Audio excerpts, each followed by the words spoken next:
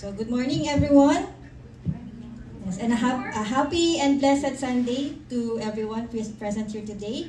On behalf of the Ambassador, His Excellency Medardo G. Macaraig, I welcome you to the Embassy. And I extend as well our heartfelt appreciation that you took precious time off your weekend to join us in camaraderie and in discourse. In case you haven't noticed po, which I think some of you have, my colleagues and I are wearing purple. Bakit po tayo naka-ube ngayon? Women's Day. Yeah, correct. Women's Day.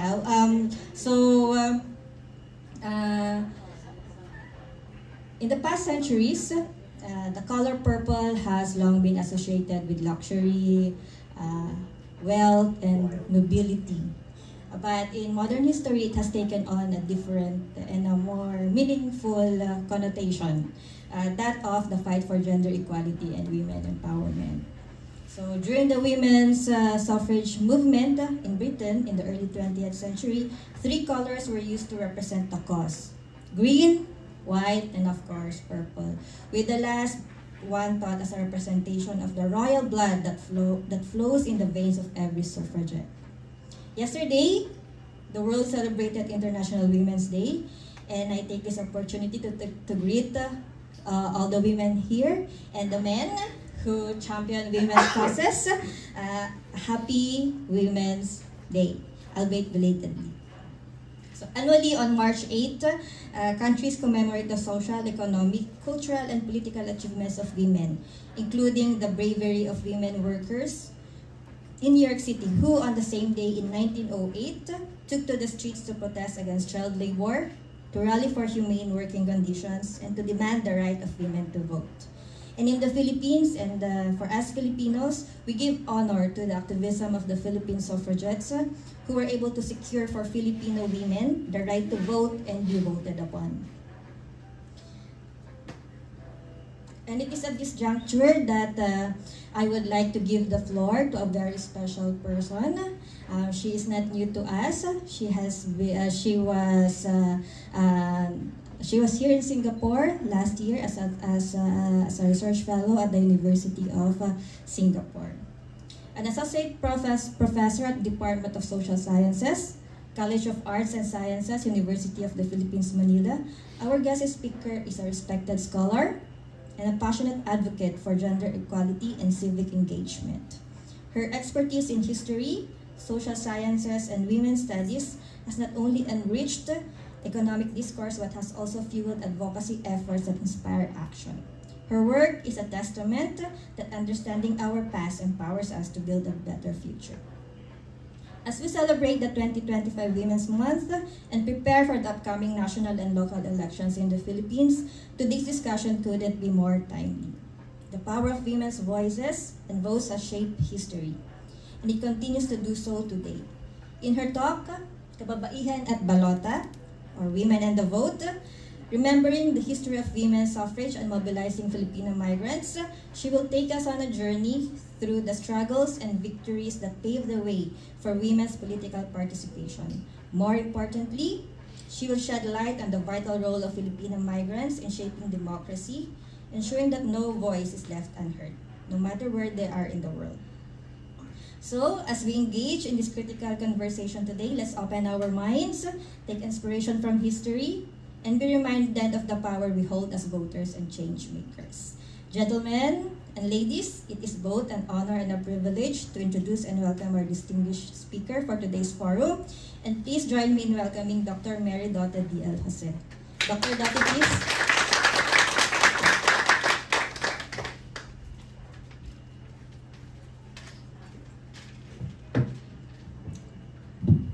Thank you, Consul Julie. Okay, so maraming salamat. Magandang umaga po sa inyong lahat. At nagpapasalamat ako na ako ay naimbitahan ng Philippine Embassy dito sa Singapore para po ibahagi sa inyo itong aking pananaliksik tungkol sa women's suffrage movement po sa Pilipinas. So,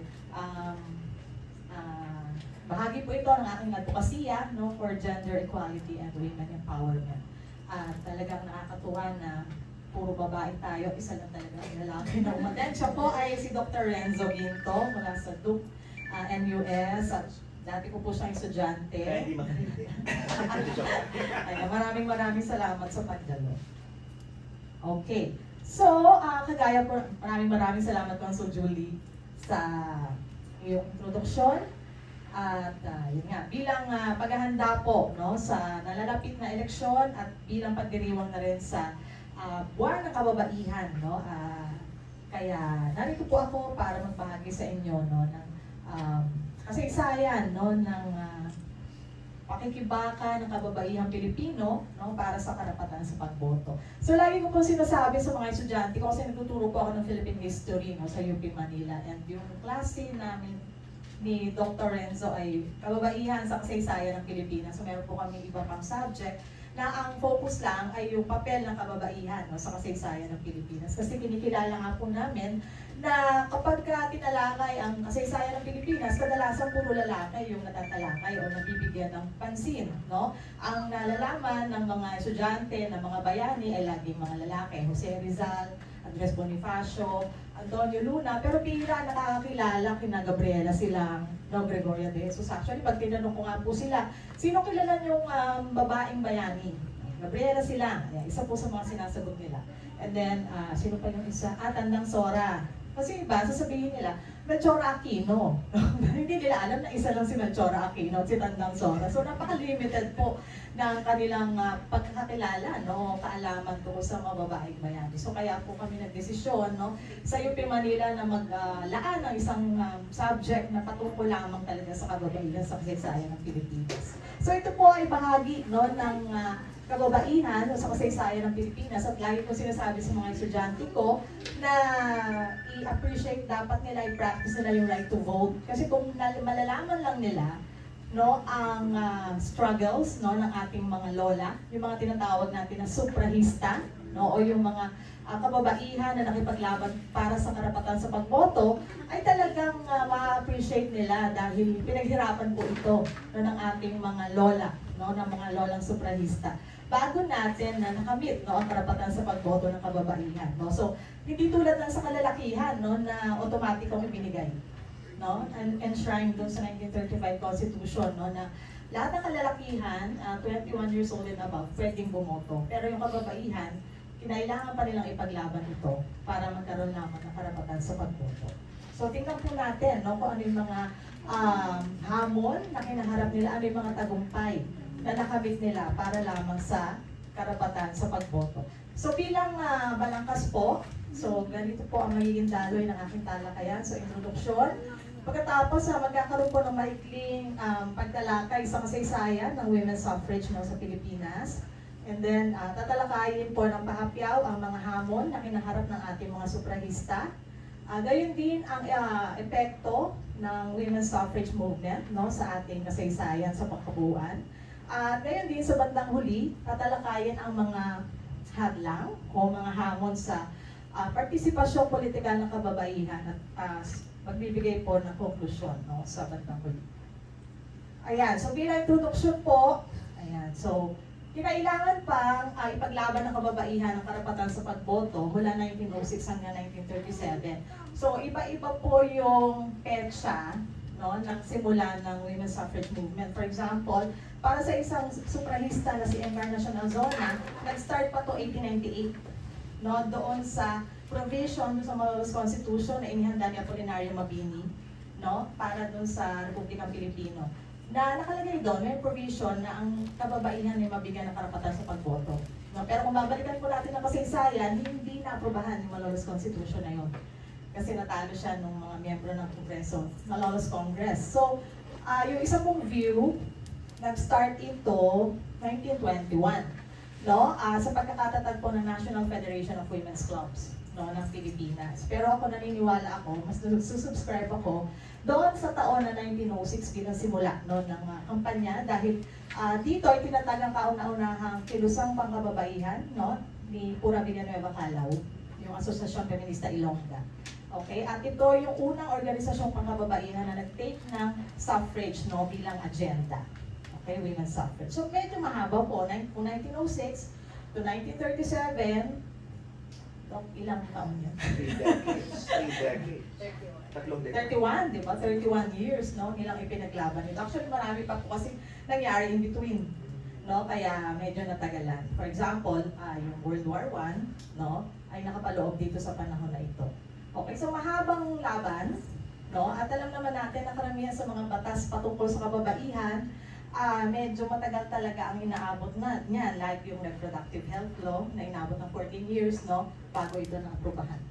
So, pagkamat nakamit ng kababaihan ang karapatan sa pagboto noong 1937, no, marami pa rin mga hamon para sa ganap na partisipasyon ng kababaihan sa politika. Okay, so tatalakayin po natin mamaya yun. So, pag naunawaan natin, no, yung pangingibaka ng ating kababaihang mga sufrahista para may paglaban ng karapatan sa pagboto, maaari itong magsulong ng kamalayan o magpaunlad ng kamalayan sa atin, no, na i-appreciate po natin, pahalagahan natin, no, ang ating karapatan sa pagboto, yung karapatan sa pagboto ng kababaihan. Ayan. Pag nalaman natin kung ano yung mga paghihirap nila, no, ma-appreciate natin, mapapahalagahan natin. At the same time, ma-inspire tayo na ganito yung ginawa nila nung panahon nila para ipaglaban yung karapatan nila, ano yung pwede natin gawin, no, sa ating kasalukuyang panahon. Ayan, okay. So, babalikan po natin ang konti, no, yung women's suffrage in the Philippines. So, para sa konteksto, ayan, nagkaroon lamang ng oportunidad na pang-edukasyon ng kababaihan, no, noong mga unang taon, no, ng ika-20 siglo or 20th century. No? So, sa Philippine history, ito po yung panahon na sinimulan tayong sakupin ng mga Amerikano. So, dun sa buong panahon na sakop tayo ng mga Espanyol, for 333 years, okay, ay pinagkait nila sa atin, in general, kababaihan at kalalakihan, ang edukasyon. Alam po natin yan. Na noong buong panahon na yon, more than 300 years, mga mayayaman lang ang may kakayahan na mag-aral, mayayamang Pilipino, pero siyempre mga Espanyol o anak ng Espanyol na nasa Pilipinas, ayun, meron silang karapatan sa pag-aaral. Pero, sa kaso ng mga Pilipino, 19th century lamang uusbong yang sina Jose Rizal at iba pang mga ilustrado o yung mga naliwanagan. Kasi doon lang magkakaroon ng pagbabago sa ekonomiya ng Pilipinas, no? At ang magiging epekto nito ay pagkabuo ng middle class or gitnang uri na siyang pinanggalingan ng mga ilustrado natin, kagaya ni Jose Rizal. Okay, so yung kababaihan, nung time ng mga Espanyol, bagaman nakakapasok sila sa mga paaralan, sa mga kolehiyong pambabae or sa mga tawag ito mga beaterio. Ayan. Ang natututunan po nila, iba doon sa natututunan ng mga lalaki. Kasi nakatuon yung curriculum, no, ng mga paaralang pambabae sa religion, home economics, at saka music. Okay? So inaasahan sila na paalam pa rin sila sa relihiyon, no, dahil sila magtuturo nito sa mga anak nila. Inaasahan na bihasa sila sa gawaing bahay. Kasi pag nag-asawa na sila yung, di ba, mamamahala dun sa kabahayan. At dapat, may alam sila sa music.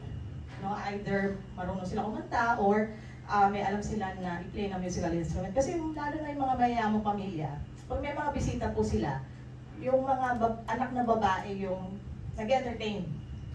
No? Nag-entertain sila dun sa mga bisita. So, napaka-limited, diba, nung kanilang pagkakataon ng mga panahon na yon. So, nung sinakop tayo ng mga Amerikano, mas napalawak yung educational opportunities for women. Kasi nagpatayo ang mga Amerikano ng mga libreng paaralan, no, para sa mga babae at lalaki, no, sa primaryang level. Okay? At ito ay sa pamamagitan ng Act 74 of 1901. So, mas nagkaroon pagkakataon, no, yung mga Pilipino na makapag-aral, no, sa panahon ng imperialismo Amerikano. Okay, so nakinabang dito ang kababaihan at yung iba ay nakinabang pa dun sa tinatawag na US Pensionado Program. So, hindi lamang sila nakapasok sa mga kolehiyo at universidad, no, yung mga babae, kundi nabigyan pa sila ng pagkakataon na maipadala sa US. Yung mga pinakamatatalino sa fields nila, no, pwede silang magkaroon ng scholarship, papadala sila sa US para mag-specialize dun sa field nila. For example, medicine, social work, education. Ayan, Pedal Mundo, UP. So, ayan po, yung ilan sa mga paaralan na ipinatayo, no, noong mga unang taon ng 20th century. No? At ito, ang mga halimbawang ito ay mga paaralan na pinamahalaan na ng mga Pilipino at Pilipina. Kasi nung time ng mga Espanyol, ang mga paaralan, kontrolado ng mga praile. Religious orders. For example, UST, kontrolado ng mga Dominicano. Ateneo Municipal, kontrolado ng mga Jesuita. So, very sectarian yung approach sa education. So, mas naging, in a way, liberal, no, yung edukasyon noong panahon ng mga Amerikano. So, ilan sa mga unang-unang paaralan na itinayo, pinamahalaan ng mga Pilipino at Pilipina, Instituto de Mujeres, 1900, no?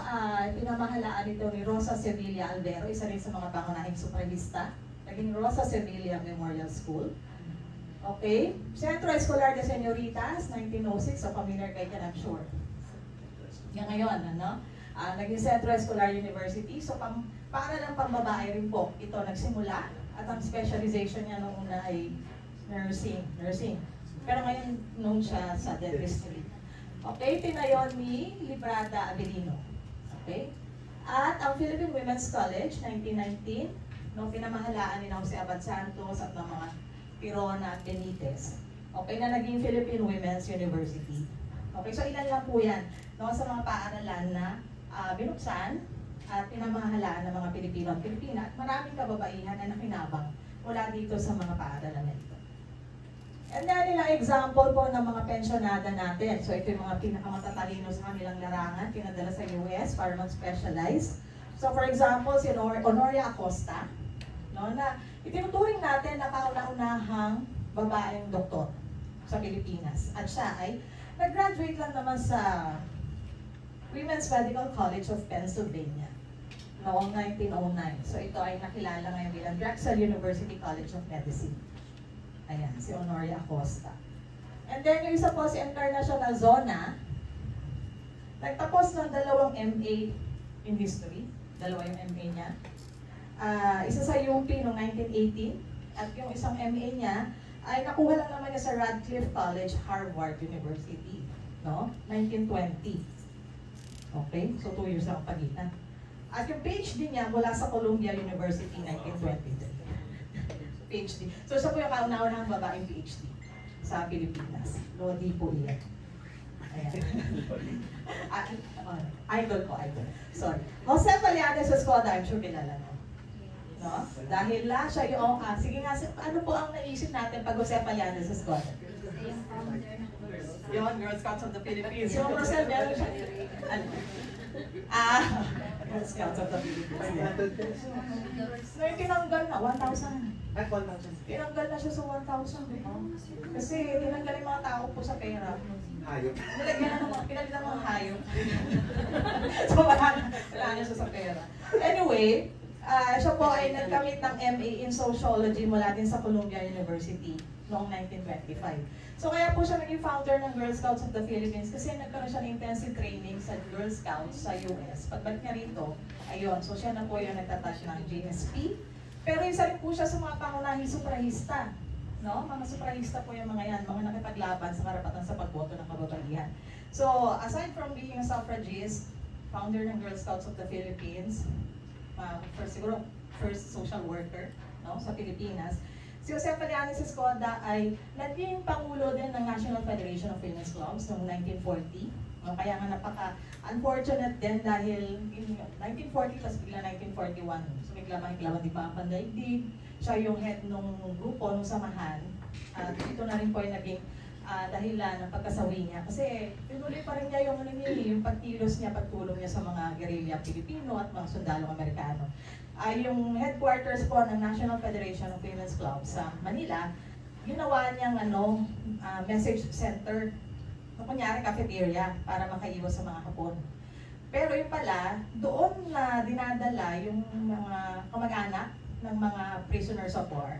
Tapos kumukuha siya ng mensahe kung sino pa yung mga buhay. Pinapadala niya yung mensahe doon sa mga kamag-anak para mapanatag sila na buhay pa yung mga kamag-anak nila na nahuli.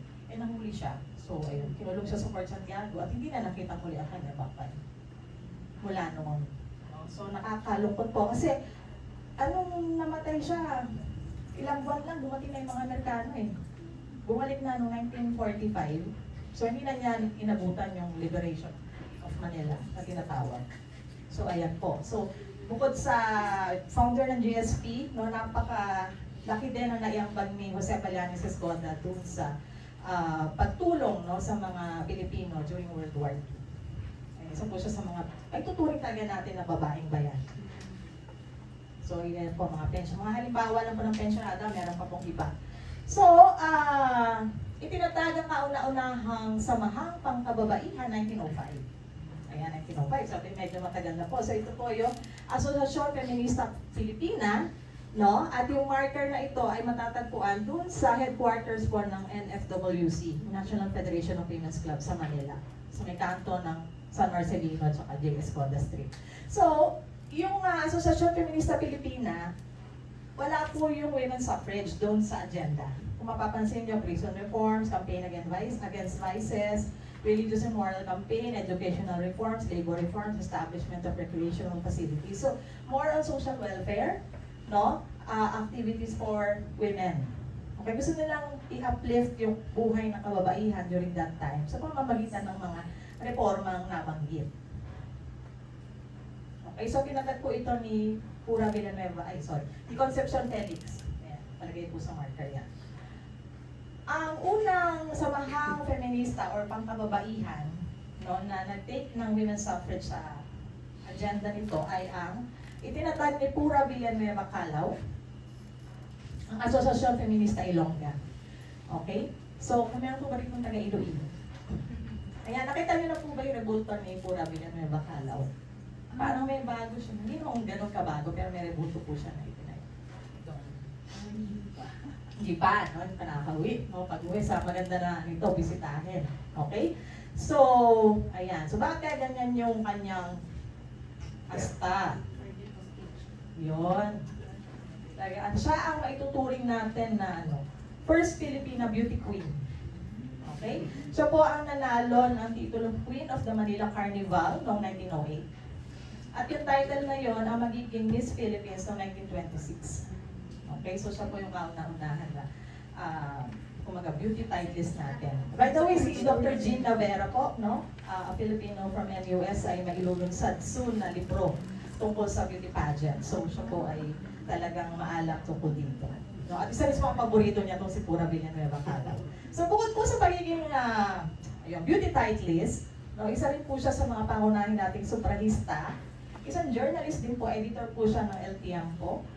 At meron din siya mga aklat na nailathala. So dito, sa kanyang akda na How the Filipina Got the Vote, no, ay isinalaysay niya kung paano itinatag, no, ang Asociación Feminista Ilongga noong 1906 at kung paano nakapag-lobby siya sa congressman na si Filemon Soto ng Cebu para mag-present ng unang bill for women's suffrage. Pero nadismaya siya kasi hindi man lang daw ito na-discuss, no, during the session.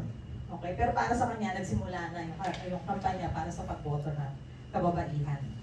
Okay? Sa pagkakatatag ng asosasyon at sa paglalobby, pagkakaroon ng isang bill, no, tungkol dito.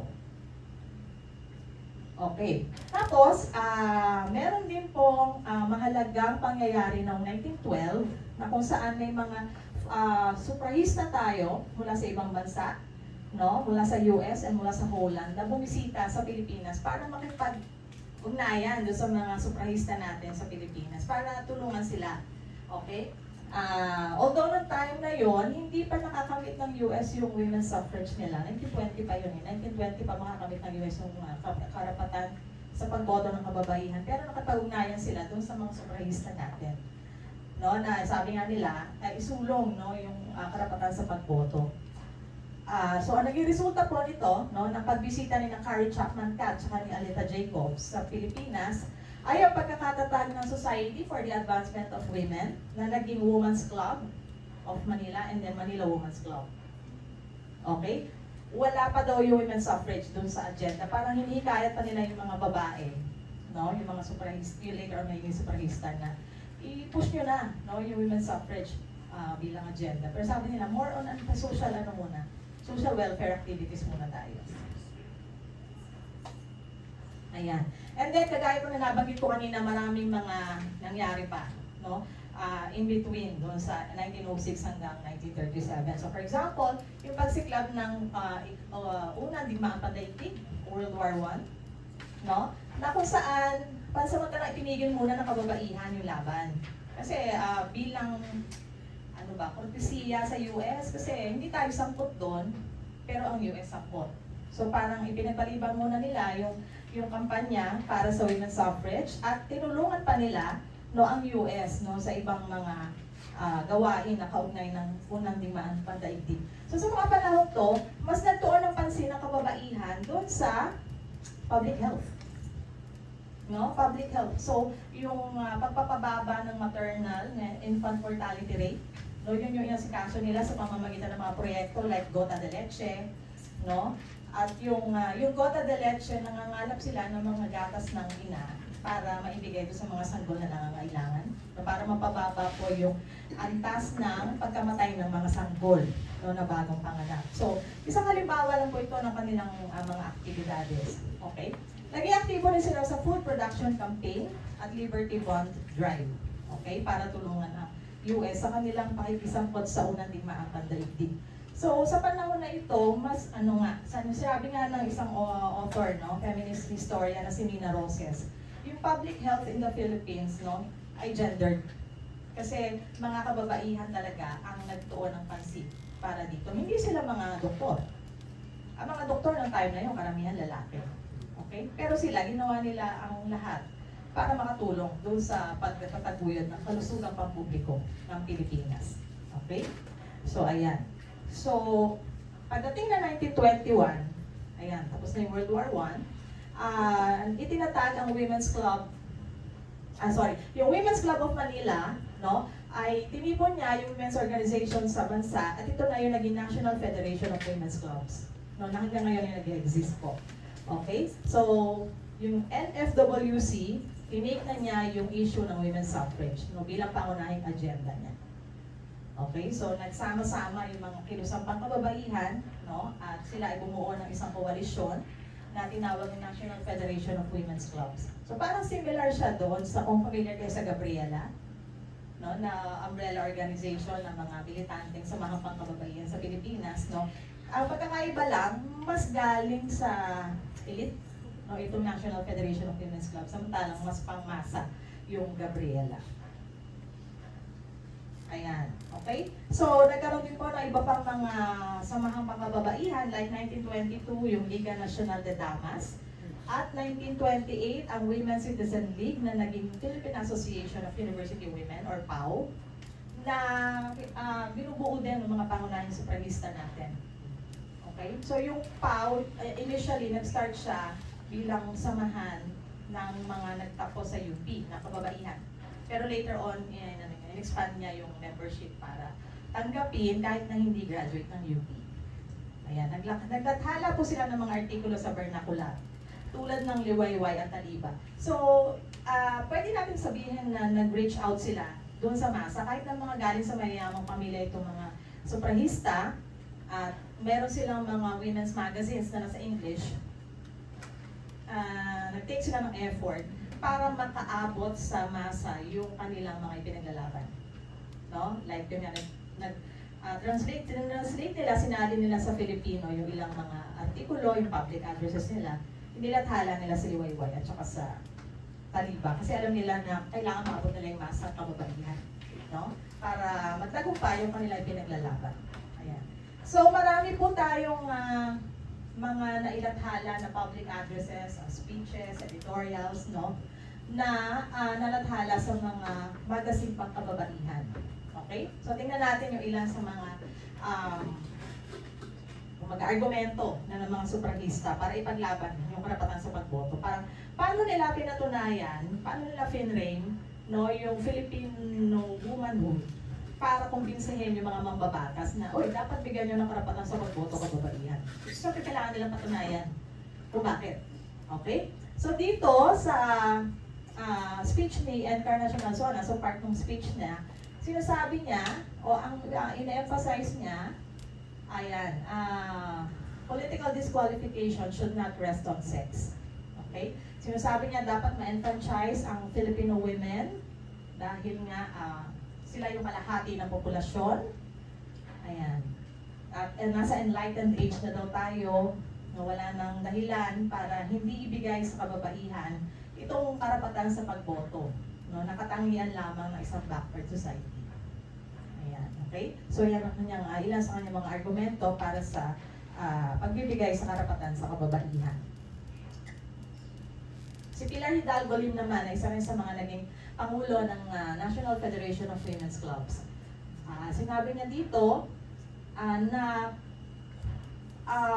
kung time niya kung colony tayo ng US eh. So sabi niya, pinaglalaban natin yung kalayaan natin mula sa Amerika. Paano natin makakamit yan kung yung sarili nating kababaihan hindi natin pinapalaya sa mamamagitan ng pagkakait sa kanila ng karapatan sa pagboto. So sabi niya, masasabi lamang natin na malaya tayo kung napalaya na natin ang kababaihan, no? In terms of political empowerment. Ayan. So parang, sabi niya, paano natin maipaglalaban yung kasarilan natin mula sa ibang bansa, mula sa Amerika, kung yung kababaihan natin mismo hindi pinapalaya sa pamamagitan ng pagkakait sa kanila ng karapatan sa pagboto. Diba? Napakaganda ng punto niya. Ayan, si Concepcion Felix naman po, no? Isa rin sa mga naging pangulo ng National Federation of Women's Clubs, no? After ng World War II.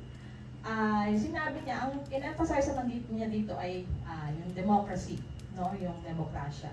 So sinasabi niya na paano natin masasabi na meron tayong demokrasya kung yung isang sektor, no, ng lipunan, which is yung kababaihan, ay hindi natin nabibigyan ng pantay na karapatan sa kalalakihan.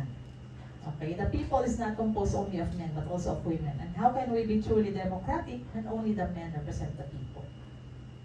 Diba? Tatapang ng mga lola nyo, no? Isipin nyo na time na yon, early 20th century, no, para magsalita ka ng mga ganitong tatapang na mga salita, paninindigan. Okay? Talagang kahahangaan mo yung katapangan nila. Ayan, si Jose Vallanes Escoda naman po, no? In-emphasize niya yung the modern mother, no? Na, ayun, hindi na lamang siya nasa bahay, kundi tinutulungan niya yung kanyang asawa sa maraming mga gawain. Okay? At nananatili siya na siyang guardian, no, ng kanilang mga anak. Ayan, the modern mother is no longer the wife that claims. She now helps her husband. Okay? So, noong time na yon, no, kasi sa pagsusuri dun sa mga speeches, no, ng mga supralista, napansin-pansin na yung konsepto ng motherhood or yung pagiging ina ang naging tuon, no, ng mga ng mga pro-suffrage at ng anti-suffrage. Okay, sa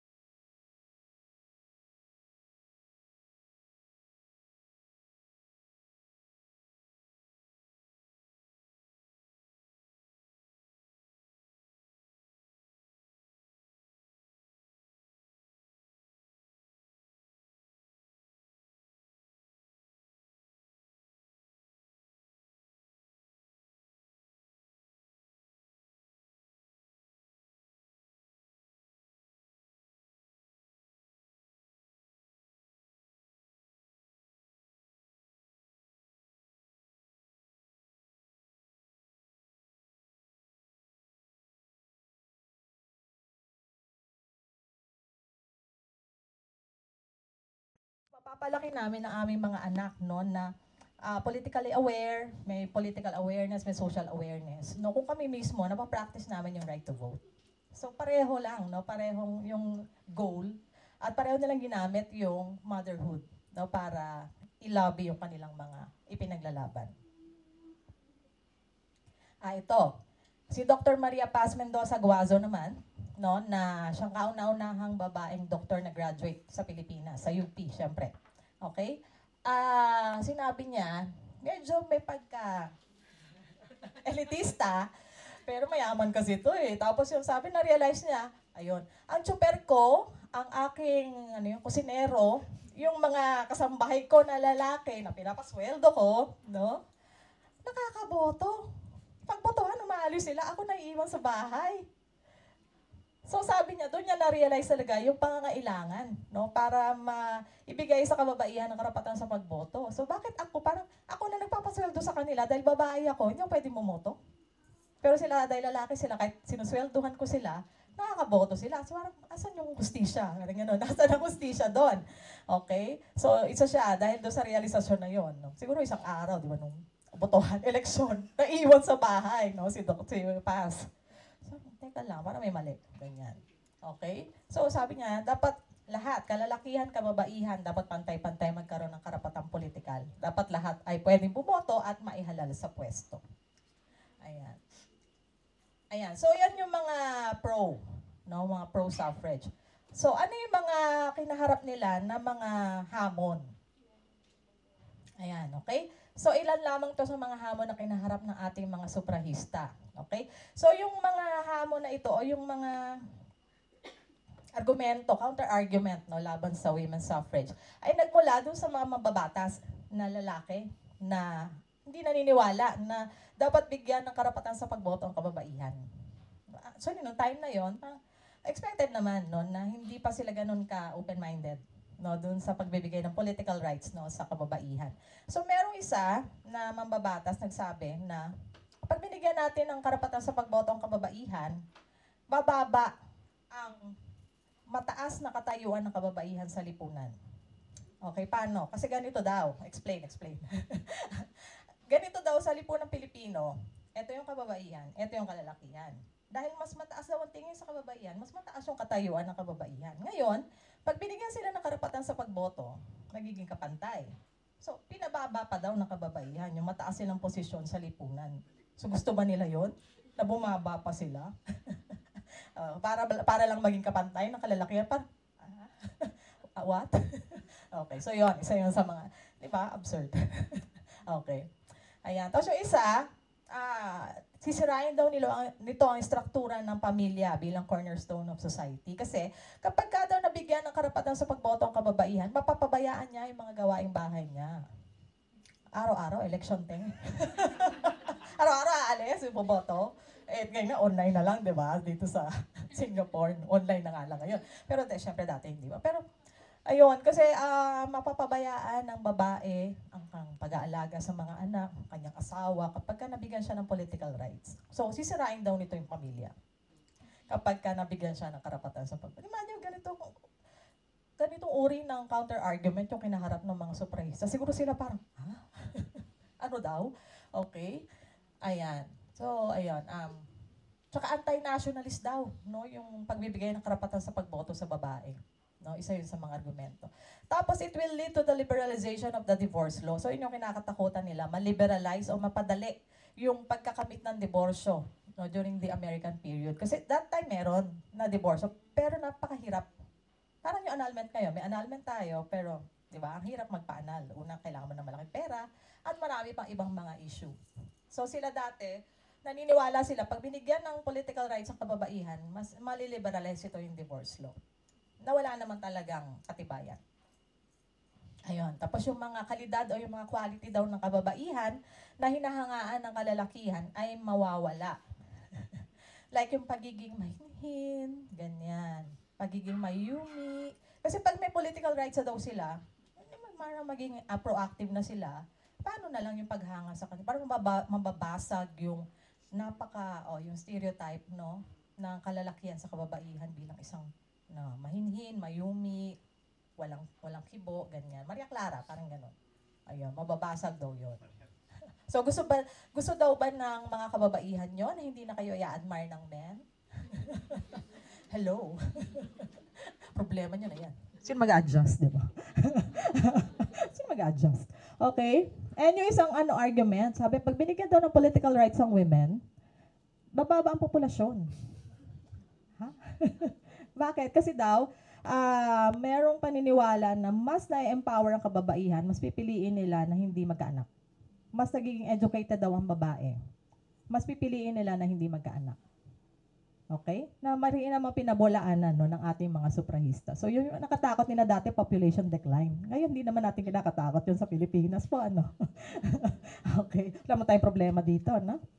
Okay. So yan na ilan sa mga hamon na kinaharap ng ating mga suprahistang Pilipina. Yung isang galing din sa mayamang pamilya, Josefa Gonzales. Actually, asawa siya ng isang kongresista na napakatindi ng pagtutol niya sa women's suffrage. No? Naniniwala siya na hindi naman talaga equal, no, ang babae at lalaki. Okay? Dahil sabi niya, greatest desire of a Filipina is to rule the house, while that of the man is to be in the legislature. So yun daw, parang yun yung ultimate goal, no, ng babae at lalaki. Ang babae bilang pinuno ng bahay, ang lalaki bilang mambabatas. Okay? Tapos sabi niya, kahit na hindi makaboto ang kababaihan, no, makakapag-impluwensya pa rin siya doon sa paggawa ng batas. Okay? Dahil pwede siyang maging counsel doon sa lalaki, lalo na kung mamabatas yung asawa. Dahil kapag daw nagpunta sa legislature yung lalaki, they carry with them the personality of the women and their inspiration to do greater things. Nire-represent na sila nung asawa nilang lalaki. Lalo na yung mga mambabatas na lalaki. Tapos sabi niya, parang women are like jewels, mga alahas, mga mamahaling mga alahas. At ang mga lalaki daw, hindi nila dinadala ang mga alahas sa kitchen. Okay? Dinadala lamang nila ito sa legislature. So, parang, yun, yung mga pagkukumpara niya sa kababaihan, no, na parang mga alahas, mahalagang mga bagay na dinidisplay, pero hindi doon sa lugar kung saan may aksyon, kumbaga sa legislature. Hindi dadali ng lalaki yung babae doon, kasi siya yung bida doon, siya yung kumikilos doon. Pero later on, sabi ni Puria Villanueva Calao, na-impluensyahan nila itong si Josefa, tapos naging na rin, pro-suffrage. No, nahimasmasan po siya, buti na lang. Ayan, so ayan po ay ilan mga larawan ng cover, no, ng women's magazines, no, na ginamit ng ating mga suprahista para ilathala ang kanilang mga talumpati, no, mga editorial, mga satisay, kung saan pinapatunayan nila kung bakit nararapat bigyan ng karapatan sa pagboto ang kababaihan. Ayan, Women's Home Journal. Dati ito yung Women's Outlook na naging official na women's magazine ng National Federation of Women's Clubs. Tapos naging Women's World. Okay? So ipinablish po yan mga 1920s, 1930s. At dito natin makikita yung mga arguments and counter-arguments, no, on suffrage. Ayan. 1931, no, nagkaroon ng mga public hearings, okay? Nirepresent ng mga suprahista ang kanilang mga argumento. Hanggang sa noong 1933, inaprubahan sa Senado ang bill, no, na nilagdaan ni Governor General Frank Murphy. Okay?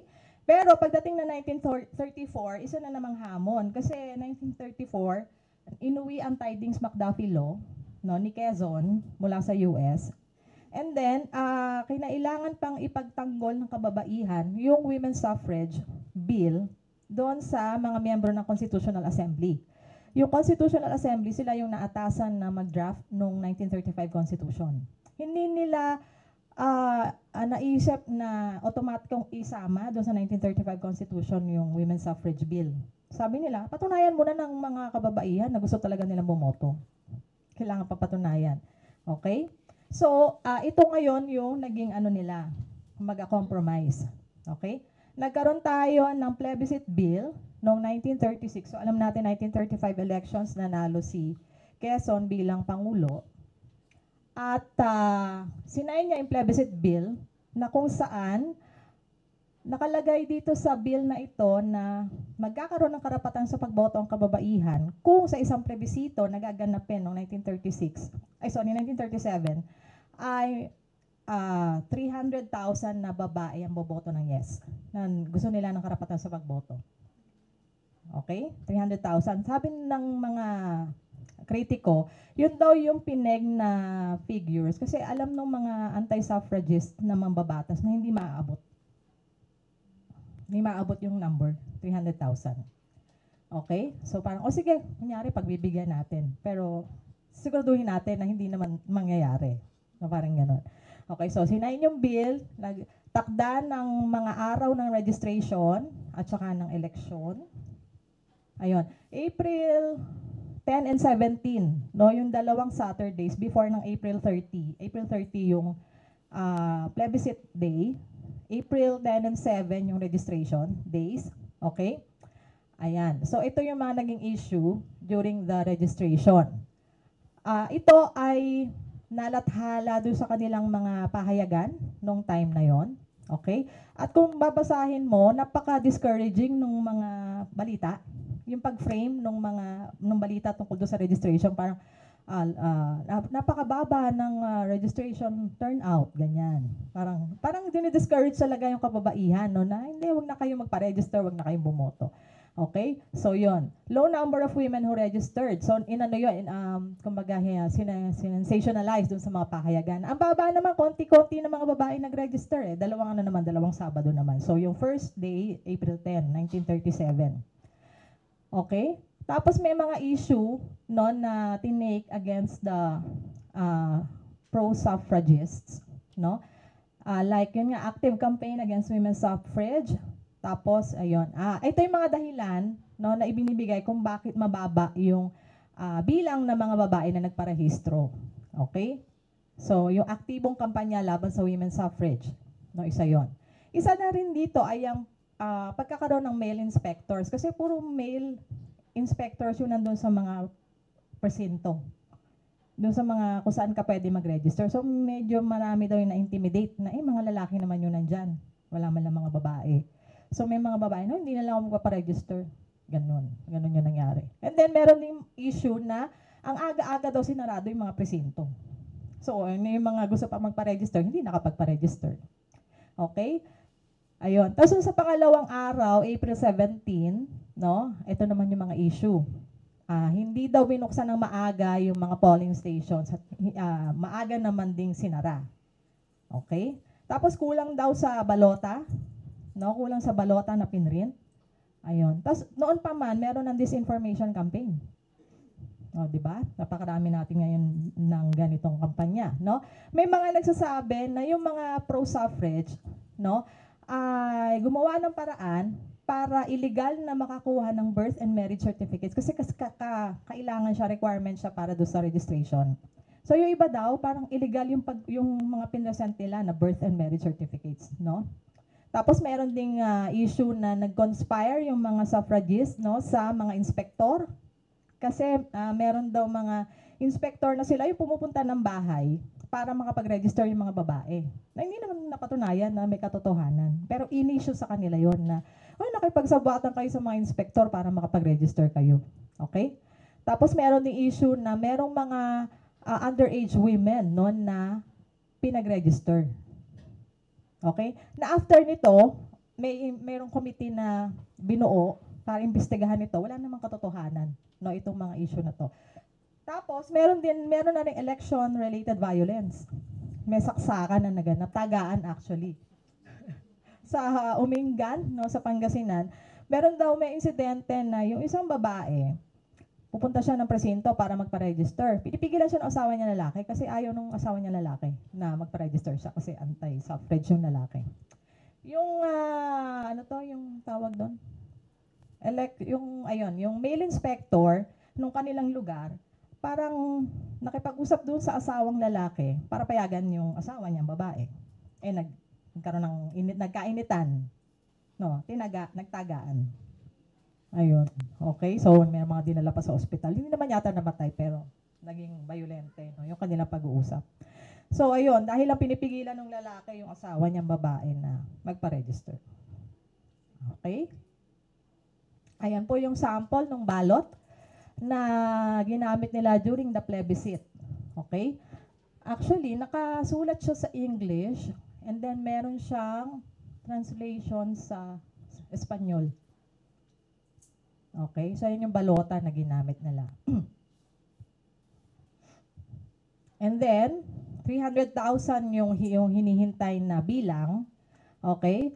Pero tuwan-tuwa ang mga sufrahista nang dumating ang plebiscite day, noong April 30, 1937, no, ay 447,725 na babae ang bumoto ng yes. O 300,000 lang yung kailangan. O di ba, sobra-sobra. And 44,307 naman ang nag-vote ng no. Marami din, no, na naniniwala na hindi sila dapat na bumoboto, pero bumoto sila during the plebiscite. Diba? Pero bumoto sila. Tapos parang around 4,000 yata yung nag-abstain. Ayan, okay. So pero, tontuwa sila, no? At ito nga yung sinabi ni Pura Villanueva Calao. Yun na yung pinakamasayang araw sa kanilang buhay nung nanalo yung yes during the plebiscite. Kasi mula noon ay nagkaroon na ng karapatan sa pagboto ang kababaihan. Okay? At na-practice agad nila to 1937, December 1937, local elections. Yun, unang pagkakataon nakaboto ang kababaihan. O, di ba? Tagumpay ang mga lola nyo. Ayan. So, ano naman po ang epekto ng women's suffrage? So, bukod sa karapatan sa pagboto na naibigay sa kababaihan, nagkaroon din tayo ng mga babaeng umupo sa pwesto. Kasi bahagi yun ng political rights. No? Makaboto at maihalal sa pwesto. So, si Carmen Planas, no, ang unang Filipina City Councilor ng Manila, 1937. No? So, nakidabang agad siya dun sa women's suffrage. Elisa Ochoa, first Filipina Congresswoman, 1941. At Jeronima Pecson, first Filipina Senator, 1947. Okay, at sinundan pa ito ng marami pang mga babae, hindi ganun kadami, pero may mga babae pa na nanalo sa eleksyon, no, at naupo sa pwesto, bukod sa kanila. Okay? Pero yun nga, 1937, 1941 ito, naantala yung kanilang yung kanilang pamumuno, no, dahil sa World War II, no, sumiklab ang World War II, so 1941 to 1945, no, ay mas nag-focus yung mga kongresistang babae, after World War II, mas nag-focus yung mga kongresistang babae sa edukasyon, no, at social improvement rather than specific gender issues. Which is understandable kasi kakagaling lang nila sa digmaan, parang gusto muna nila, pahinga muna tayo. Medyo nakakapagod dito. Okay? So, social improvement, rehabilitation, no, yun yung naging toon, no, ng kababaihan natin. Lalo na yung mga mambabatas sa kababaihan. Pero muling sumigla ang kilusang pangkababaihan, no, nung idineklara ang 1976 hanggang 1985 bilang United Nations Women's Decade. Okay? So sa panahong ito, no, ay napalawak, no, ng kababaihang mga aktivista yung kanilang mga concerns and issues. Okay? And post-People Power Congresswomen, mas pinush nila yung legislative agenda na nag-focus sa women's development, gender equality, reproductive health, women's rights, violence against women, and the protection of women in overseas contract work. So mas naging specific na pambabae yung focus, no, ng mga batas na isinulong at ipinasa after ng people power. Gayunpaman, no, ayon sa pag-aaral ni Encinas Franco and Laguna, no, tungkol sa political participation ng kababaihan, kung titingnan natin, mababa pa rin kumpara sa kalalakihan. No, from 2000, yung pag-aaral nila ay 2001 to 2019 actually. Pero naka-reflect lang dito ay hanggang 2016. Pero dito makikita nyo na members of the House of Representatives by sex. So, 16% babae, 84% lalaki. 2001. Di ba makita mo yung discrepancy? 15% babae, 85% lalaki. 2004. 2016, medyo tumaas, no? 29%, no, kababaihan, as opposed to 71% na kalalakihan, no, sa House of Representatives. Okay? Tapos, sa usapin naman ng members of the Senate by sex, ayan, makita natin na ang baba talaga. Ang laki nung gap.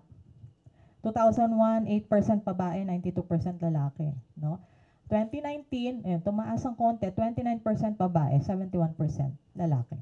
So, may mga babae nga po na nakakatakbo, no, sa mga eleksyon at nananalo, pero konting-konti pa rin compared sa kalalakihan. Ayan. Okay?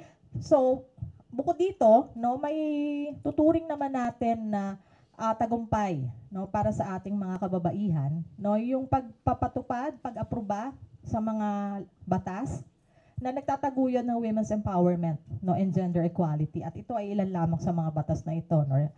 Safe Spaces Act noong 2019, okay? So, tinukoy nito kung ano yung mga pangyayari na maituturing natin na harassment, no, laban sa kababaihan. Okay? Expanded maternity leave law noong 2019, so mas pahaba po yung maternity leave ng kababaihan compared sa dati. Responsible Parenthood and Reproductive Health Act 2012, okay, na 14 years nga po pinaglaban ng ating mga pro-RH. Magna Carta of Women, 2009, so gender mainstreaming po, no, sa lahat ng aspeto at sa lahat ng ahensya, no, ng pamahalaan at gayon din sa mga universidad at iba pang mga establishmento. At yung Anti-Violence Against Women and Their Children Act of 2004. So ilan lamang po ito sa mga batas, no, na isinulong, no, kadalasan ng mga babaeng mambabatas at napakinabangan, no, ng ating kababaihan at napapakinabangan hanggang sa kasalukuyan. Ngayon, nandun pa rin yung barriers o yung mga hadlang, mga hamon sa women's political participation. At ito, ayon pa rin kay na Encinas Franco and Laguna, ang ilan sa mga dahilan kung bakit hindi pa rin talaga ganap, no, na makapag-participate ang kababaihan, no, sa politika. No, isa dito, yung first past the post o yung FPTP, electoral system o yung plurality voting system, okay, na kung saan mas pinapaboran daw ng ganitong sistema ang incumbents. At karamihan sa mga incumbent, lalaki. Okay, yung mga mas malamang na manalo yung mga dati nang nakaupo sa pwesto kaysa doon sa mga bagong tatakbo, karamihan sa mga nakaupo na sa pwesto mga lalaki. So, nadi-disadvantage yung kababaihan. Okay? At kadalasan din na mas binibigyan ng prioridad ng mga partidong politikal ay mga lalaking kandidato. So, yung political dynasties and party list law natin. Bagamat yung party list law, supposedly, mabibigyan niya ng boses yung mga marginalized sectors ng society, pero nagagamit pa ito para mas maraming lalaki yung ma-elect sa pwesto. Okay? Dahil, yun nga, kadalasan mas binibigyan ng prioridad ng partido politikal ang mga lalaking kandidato. Kumbaga sa political party, mas maraming lalaki, bibigyan na ng konting seats yung babae. Okay? Tapos, political power is passed down through male family members. Kadalasan. Diba? O, mayor si tatay, yung anak niya yung susunod na kakandidato pag tapos na yung term limit niya. Tapos yung mga babae na miyembro ng pamilya, kadalasan nagiging bench warmer. Okay? So, halimbawa, mag-exceed na yung term limit ng lalaki. O, ikaw muna, anak, ang tumakbo, yung babaeng anak. Tapos pagkatapos mo, ako uli. So, napaperpetuate talaga yung political dynasty sa ganitong paraan. At parang nagagamit lang yung mga babae, no? Para lamang maiwasan yung term limit ng mga kamag-anak nilang lalaki. Okay? So, bukod dito, yung gender stereotypes of women candidates. So, alam naman natin yan, na-encounter natin, lalong-lalo na nung nakaraang eleksyon, na lalo na batay sa World Value Survey noong 2022, karamihan sa mga Pilipino ay pinaniniwalaan pa rin na mas may kakayahang mamuno ang lalaki kaysa sa babae. Okay? Mula sa mga politiko, di ba, hanggang sa mga karaniwang mga grab drivers, no, na nakakausap namin na nasa Pilipinas, yung, ay hindi naman kaya ng mga babae na mamuno, doon na tayo sa lalaki. Kahit ano pa man yung record niya, lalaki na yan. Lalaki pa rin, no? May kakayahan, no, na mamuno sa Pilipinas. Okay? So, yan. And of course, lack of economic empowerment. So, sa kabila ng panahon economic growth, no, hindi daw tumutugma sa sa political participation ng kababaihan kahit na empowered na sila economically. Like, yung kaso po ng ating mga suprahista, lahat sila galing sa mayamang pamilya, pero kailangan pa nila ipaglaban yung karapatan nila sa pagboto. So, hindi ito talaga directly proportional na economically empowered ka, politically empowered ka. Sa kaso ng mga suprahista, pinaglaban pa nila ito. Okay? And then, violence against women in politics. Okay? So, halimbawa nito yung disinformation campaign against female candidates. So, pagpapakalat ng, halimbawa, fake sex videos about female candidates or mga anak ng female candidates, slut shaming, diba? Yung idea na babae ay pantahanan lamang or worse, pangkama lang, kagaya ng mga propaganda laban sa mga babae na tumatakbo. At yung gender stereotype na kababaihan, mahina, hindi niya kayang mamuno sa bansa, diba? Emotional siya, irrational siya. So, lalaki lamang yung pwedeng mamuno. So, yan yung mga forms of violence against women in politics. And yung gender bias, no, sa media coverage, no? Like, for example, kapag ka daw ini-interview, no, sa media, yung mga babaeng kandidato, ano kadalasan tinatanong? Paano mo mababalanse yung work and family life? Pagka nanalo ka, paano na yung pamilya mo? Paano mo babalansehin yung oras mo? Tinatanong ba to sa mga lalaking kandidato? Never. Kasi inaasahan na yung lalaking kandidato, hindi naman niya kailangan na inindihin yung pamilya niya. Pwede niyang tutukan yung pagiging politiko. Pero yung babae na politiko, kailangan niyang balansehin, no, yung kanyang pamilya at yung kanyang trabaho. So, parang paano mo effectively magagampanan, no, yung trabaho bilang isang politiko kung ikaw ay may pamilya, kung babae ka. So, gender bias, no, sa media coverage.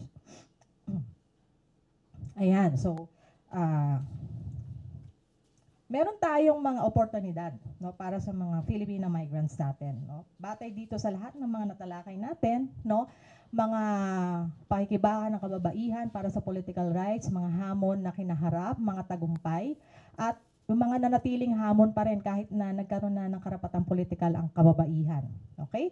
So ano po yung mga oportunidad natin para mas ma-practice natin yung ating mga karapatang politikal? So isa dito ay yung pagkakataon for overseas or absentee voting, no? So siguro maganda i-take advantage po natin, no, yung absentee voting right, lalo na yung mga mekanismo na ino-offer sa atin para mas mapadali yung buhay, hindi mapadali yung buhay, mapagaan yung buhay, sorry. Ayaw natin mapadali yung buhay, no? Mapagaan po yung buhay natin. Like yung online registration, di ba? Online voting. Okay, so yan. Samantalahin natin. Dati walang mga ganito eh. Di ba? Walang mga ganito dati. So ngayon na meron na, take advantage po natin yung opportunity.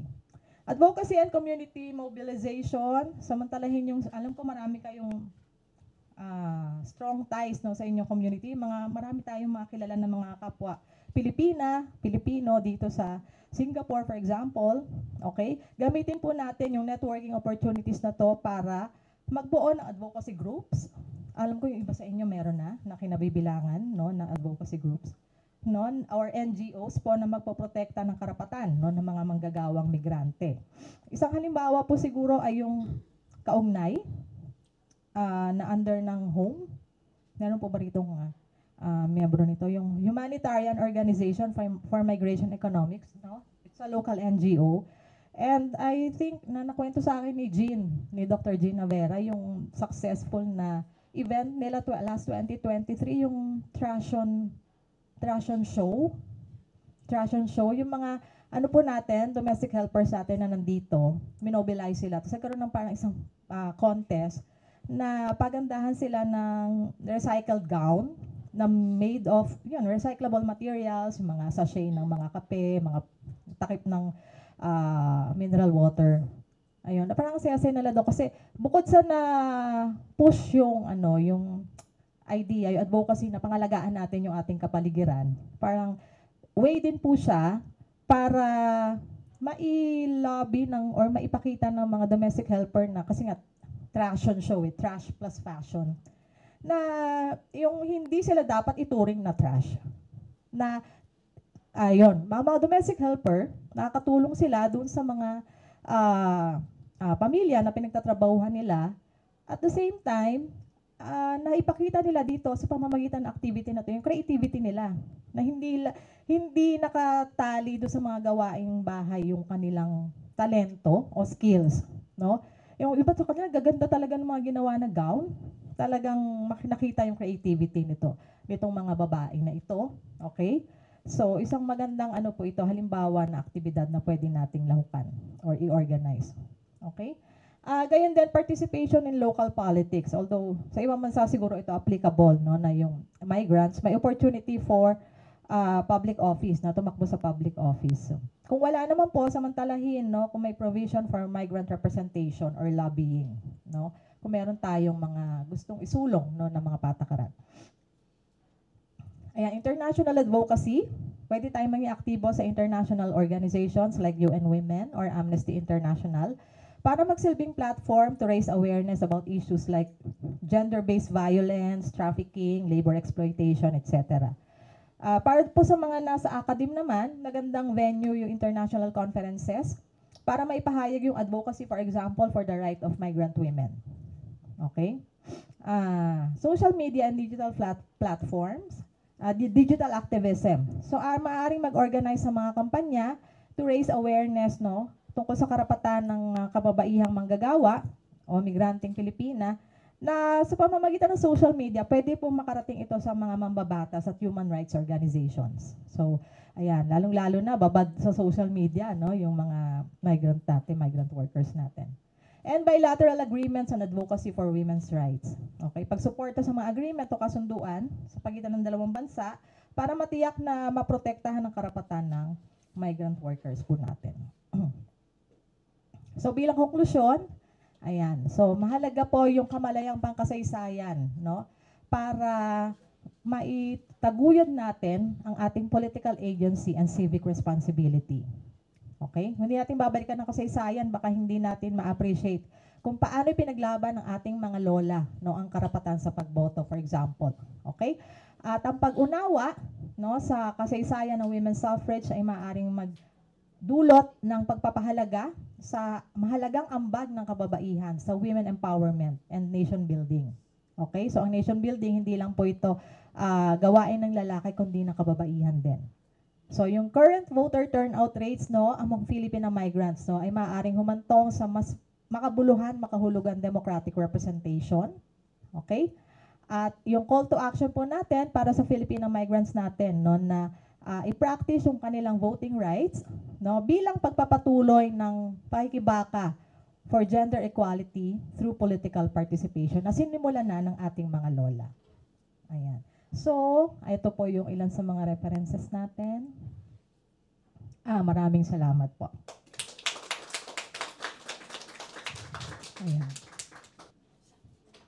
Thank you, Doc Dottie. Sorry, di ko kakayanin ang purong Tagalog.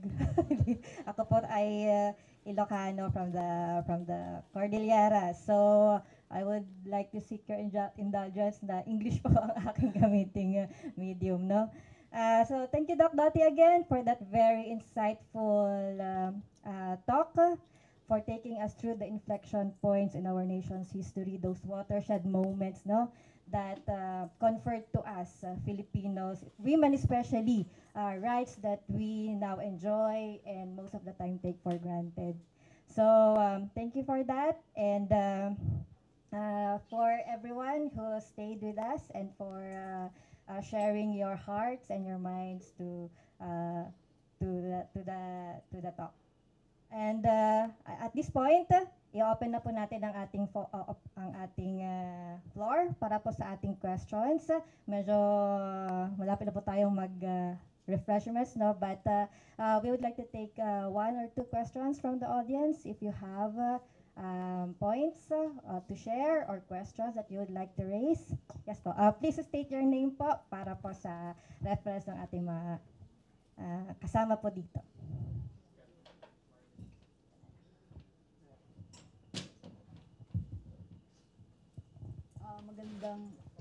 Magandang umaga sa lahat. Ako si Annabel Pabele Aros. Para sa ating speaker ngayong umaga, gusto ko lang itanong at very curious to know on a historical point of view ng ating bansang Pilipinas.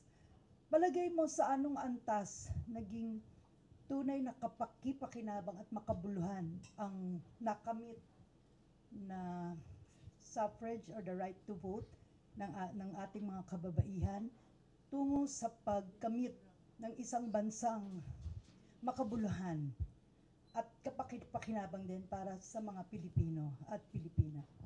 Salamat. Ayan, maraming salamat po sa inyong katanungan. I think yung lamang na pagkakataon, no, na may mga babae na naihalal, no, bilang mga opisyal ay napakalaking hakbang na po para sa pagsusulong ng karapatan ng kababaihan at in the long run ay yung pagbubuo ng bansang Pilipino. Kasi bagamat hindi naman talaga automatiko na basta may babae dyan sa gobyerno ay isusulong na yan yung karapatan ng kababaihan. Kasi alam naman natin na may mga babaeng politiko na hindi naman nila tinitake, no, yung gender issues, no, bilang bahagi ng kanilang agenda. Napakalaki ng chance, napakalaki ng pagkakataon na ang kababaihan, pag mayroong mga kababaihan sa gobyerno, no, mas may chance tayo na mapakinggan no, ang ating boses kasi muna mga babae sila. Okay? At ikalawa, ay makapagsulong at makapagpasa ng mga batas no, na kung saan ang kababaihan na makikinabang. Yung mga pinakita ko po kanina dun sa slide no, na mga ilan sa mga batas no, para sa kababaihan. Imagine niyo wala yun. Dati wala yung mga yun. No, yung batas tungkol sa Anti-Violence Against Women o yung Magna Carta of Women o yung Safe Spaces Act, dati wala yun nung panahon ng Espanyol. Ang mga batas, kasi yung Spanish Constitution of 1863, yun yung pinatupad dito sa Pilipinas. Ay napaka-sexist no, ng Spanish laws. Napakatindi nung mababang pagtingin sa kababaihan no, doon sa batay doon sa konstitusyon nila. For example, hanggang ngayon yata reflected to sa batas natin, yung concubinage versus adultery, no, na iba yung kailangan na patunayan ng lalaki sa babae na asawa niya pag gusto niyang kasuhan. Doon sa kailangan patunayan ng babae. Mas mabigat yung sa babae, mas mabigat po yung concubinage kaysa sa adultery. So yun, meron pa rin tayong mga nag-exist ng mga batas no, na masasabi natin, galing ko dun sa Spanish Constitution, na hanggang ngayon nandiyan pa rin. Pero, at the same time, marami na po yung na-repeal ng mga batas na anti-women at marami na rin tayo na mga naipasa ng mga batas na nagtataguyod ng karapatan ng kababaihan. Imagine dati, during the Spanish period, no, sa ilalim ng batas nila, kapag babae ka, hindi ka pwede na mag-publish or hindi ka pwede magtrabaho man lang na hindi ka binibigyan ng consent ng asawa mo lalaki. Kung gusto mo mag-practice ng profession mo, nakatapos ka, doktor ka, hindi ka pwede mag-practice. No? Kailangan may consent. Pagka pinilit mo yung gusto mo, pwede ka ipakulong ng asawa mo. Samantala ngayon, di ba, under ng ating batas, pag ang babae pinigilan ng asawa no, na i-practice yung kanyang profession, pwede nga kasuhan yung asawa niya. Baliktad. So I think napakalaki na po ng ating kumbaga isinulong, no? At least mula doon sa Spanish period. Pero prior to that, during the pre-colonial period, ay mas powerful ang women. Before tayo sinakop ng mga Espanyol. Wagamat wala pang mga, kasi halimbawa, kung nakasanayan natin, no, na ang mga simbahan ay pinamumunuan ng mga pare, ng mga lalaki, ngayon, kasi karamihan sa Pilipinas ay mga Katoliko. Nung hindi pa tayo sinasakop ng mga Espanyol, mga babae ang namumuno sa relihiyon, mga babaylan. No, mga babaylan ang namumuno sa relihiyon, namumuno sa ritual, sila yung mga manggagamot, sila yung mga doktor, babae. Okay? Sila yung mga historiador at iba pa. So napaka-powerful po ng women, no, before tayo sinakop ng mga Espanyol. So during the Spanish period, maraming mga batas no, ang pinatupad na anti-women, kaya naging sanhi din ito para unti-unti bumaba yung mataas na katayuan ng kababaihan during the pre-colonial period. 333 years ba naman tayo sinakop ng mga Espanyol. Diba? So talagang nadala nila yung gender ideology nila dito na kung saan ang lalaki ang mas napapaboran sa lipunan kaysa sa babae. So I think yung mga batas isang example po yun na malayo na yung narating natin, pero sabi nga malayo pa. Marami pa tayong pwedeng gawin no, para mas maisulong pa yung karapatan ng kababaihan. Salamat po. Yes, thank you.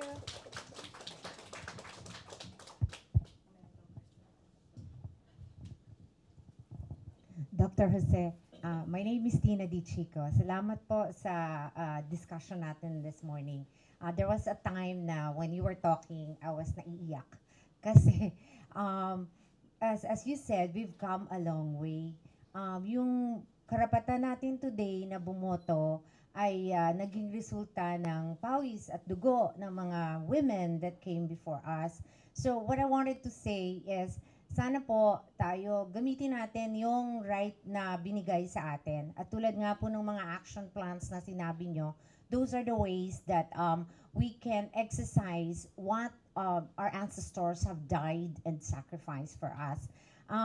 I'm involved in gender equity in capital. So ang ginagawa ko po ay getting Filipino women startups invested.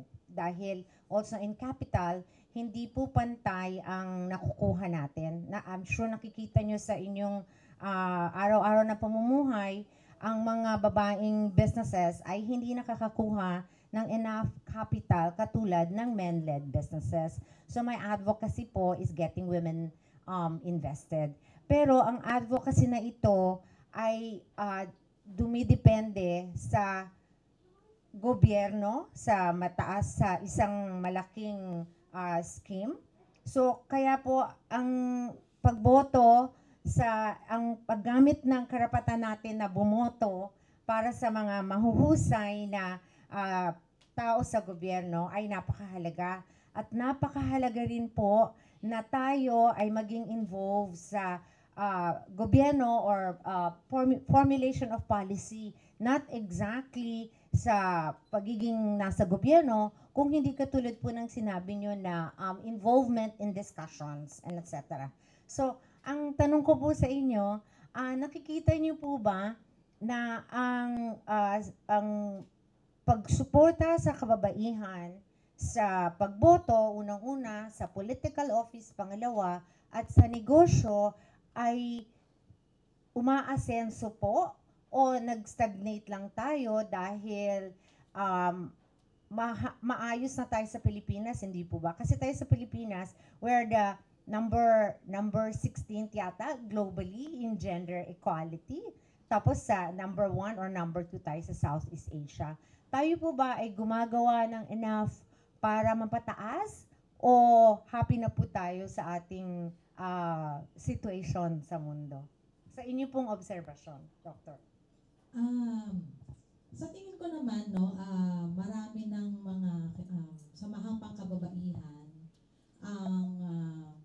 well, like yung mga militanteng mga grupo, no, sa Pilipinas, na sa mga pangkababaihan, like Gabriela, no, at iba pang mga women's organizations, yung pag-take ng gender related issues, no, pagsulong ng karapatan ng kababaihan, napakalaking bagay na po nun. Okay? And bukod doon, no, yung mga babae natin na nahala sa pwesto. So tama ka po, parang nakalimutan ko sabihin to kanina, no, na oo, kailangan natin i-exercise yung ating karapatang political, pero dapat naging matalino rin tayo sa pagpili, no, ng mga ihahalal natin, ng mga i-elect natin. Yun nga, sabi ko kanina, hindi porke babae ay ano yun, parang automatiko na naisusulo niya yung karapatan ng kababaihan. Kailangan maging mapili rin po tayo, maging critical po tayo sa pagpili ng ating mga i-elect, no? Babae nga, pero di ba, wala namang, pag tinignan mo yung kanyang political platform, wala naman yung gender advocacy, no, dun sa kanyang mga isinusulong na agenda. Okay? So, sa politika, no, nakita pa rin natin, napakalaki pa rin ang gap sa pagitan ng mga babae at lalaking mga politiko. So, sa tingin ko yun, pwedeng pagtuunan ng pansin ito, no, na sana mas maraming babae yung maihalal at yung mga babae na yun ay definitely ay magsusulong ng karapatan ng kababaihan. So maganda rin po, no, yung inyong advokasya, no, na mabigyan ng pantay na karapatan ng kababaihan at kalalakihan sa larangan ng negosyo. Kasi yun nga, marami pa rin sa Pilipinas, no, parehong gawain ng babae at lalaki pero mas mababa, 1/3 lang yung nakukuha na sweldo ng babae kaysa dun sa lalaki. Nakakalungkot na may mga ganun pa rin pagkakataon. And even sa agricultural communities po, minsan nga wala pang sweldo yung babae. Bawa, yung lalaki, nagtatrabaho sa Panginoong may lupa, sa landlord, sweldohan siya. Yung babae na asawa niya, nagtatrabaho din sa lupa. Pero may mga pagkakataon na hindi siya sinusweldohan kasi sabi ng landlord, tumutulong lang naman siya doon sa asawa niya lalaki. Ba't ko siya susweldohan? So may mga ganun pa rin po pagkakataon. So marami nang nagawa pero marami pang pwedeng gawin, i-address. No? Lalo na sa mga ganitong issue po. Salamat po.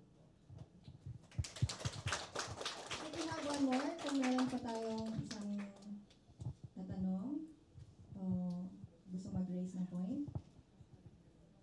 Okay, wala. So ako na lang po in connection with what has been discussed recently on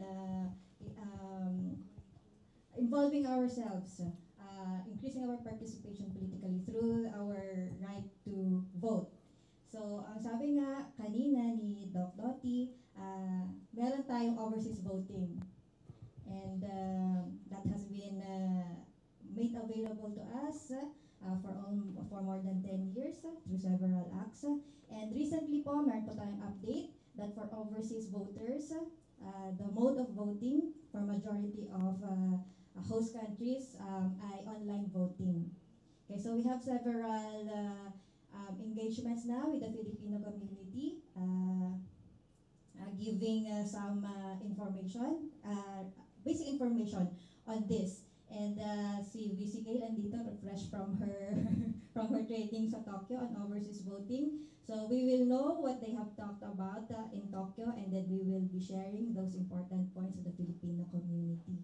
So with online voting, pwede na po kayong bumoto using your digital device, phone, laptop, iPad, and you can do it in the comfort of your home, and you don't have to go to the embassy or to the consulate to cast your vote.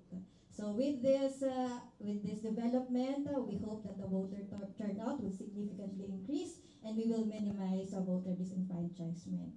So again, thank you, Doc Dottie, and I would like to take this opportunity to give you our certificate of appreciation kasi you took time off, of course, with your family to be with us in the embassy to give this very insightful talk. So, Dr. T, please.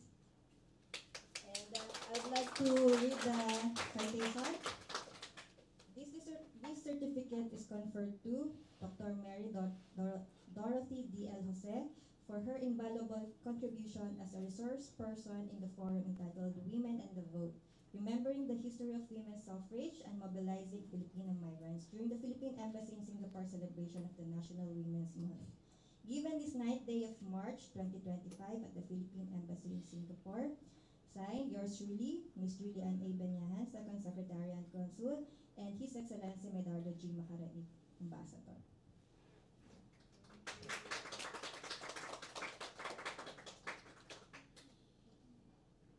And as a token of our appreciation, meron po tayong embassy book.